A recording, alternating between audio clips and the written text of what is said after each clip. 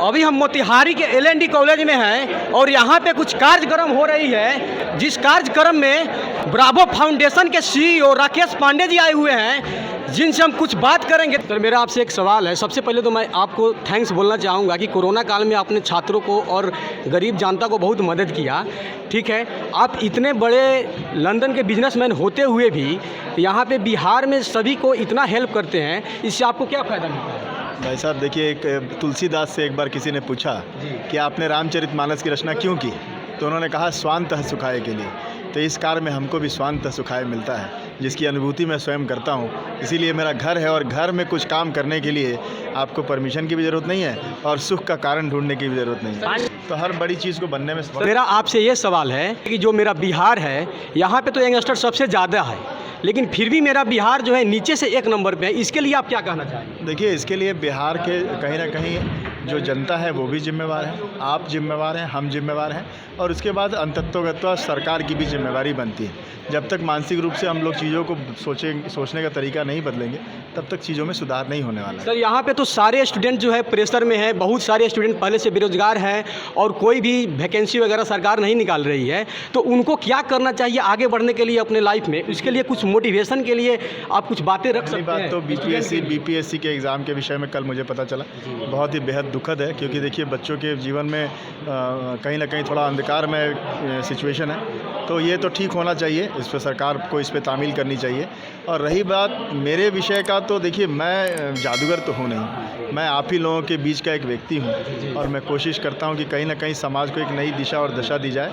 इसमें मेरे पास जितना अर्थ है, जितना ज्ञान है, जितना मेरे पास सहयोग कर सकता हूँ, उतना मैं करता हूँ। सर, मेरे सुनने में आया है कि यहाँ पे आप गरीब कन्या विवाह भी करवाते हैं। देखो गुरु, हमने फिर आपसे कहा ये स्वांत सुखाय है। ये आपको जितनी खुशी मिलती है मेरे को भी उतनी खुशी मिलती है। और यहाँ पे हम कुछ बात करेंगे। मैं खुद MS कॉलेज की छात्र हूँ और यहाँ पे MS कॉलेज के प्रिंसिपल साहब बैठे हुए हैं, उनसे भी हम कुछ बात करेंगे। सर, सबसे पहले जो आपने वो शायर कहा, वो शायर मैं आपके मुंह से एक बार फिर से सुनना चाहता हूँ। वो है कि मधुबन खुशबू देता है, सागर सावन देता है, जीना उसका जीना है जो औरों को जीवन देता है। जी, मैं आपसे एक और सवाल कहना चाहता हूं कि आपने स्पीच देते हुए कहा कि कॉलेज से स्टूडेंट विलुप्त होते जा रहे हैं, लेकिन उसका जो मुख्य कारण है वो क्या है? सिर्फ ये तो बात सही है कि स्टूडेंट लोग सिर्फ रजिस्ट्रेशन और एडमिशन से कॉलेज से नाते रखते हैं, लेकिन अगर इसको सुधार की बात किया जाए तो क्या किया जाए कि स्टूडेंट लोग जो पढ़ाई से भी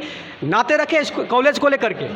हम लोग इसके लिए प्रयत्नशील हैं। गार्जियन और छात्र की मीटिंग, माइकिंग करवाना और बच्चों को बताना कि तुम कॉलेज आओगे तो तुम्हारा चतुर्दिक विकास होगा। इस प्रयत्न में हम लोग लगे हुए हैं और काफ़ी बच्चे आ भी रहे हैं और आएंगे। यहाँ पे SKSW के प्रिंसिपल साहिबा भी उपस्थित हैं, उनसे भी हम कुछ बातें करेंगे। स्पीच में जो बातें करते हुए प्रिंसिपल साहिबा ने कही कि बच्चों को आत्मनिर्भर होना बहुत जरूरी है। एग्जाम की और परीक्षा की तैयारी करते करते बहुत सारे बच्चों का उम्र बीत जाती है, लेकिन जॉब नहीं मिल पाता है। तो इनके रिलेटेड इन्होंने कुछ स्पीच दिया। यहाँ अपने न्यूज़ के माध्यम से पूछना चाहूँगा कि आखिर बच्चों को क्या करना चाहिए? बच्चों को अपने फ्यूचर में खाली जॉब के लिए जो सरकार वैकेंसी निकाले और हम करें, इसके लिए पढ़ाई नहीं करनी चाहिए। पढ़ाई करनी चाहिए ना, खाली ये नहीं जो वैकेंसी निकले और हम जाएं। आप पढ़िएगा नहीं तो कंपटीशन कैसे दीजिएगा? लेकिन मेरे कहने का मतलब ये है, परीक्षा के लिए जो फॉर्म वैकेंसी निकाली जाती है, वैसा एजुकेशन तो गवर्नमेंट कोई एजुकेशन सिस्टम लगा ही नहीं रखी है कि जो छात्र है वैसे तैयारी करे।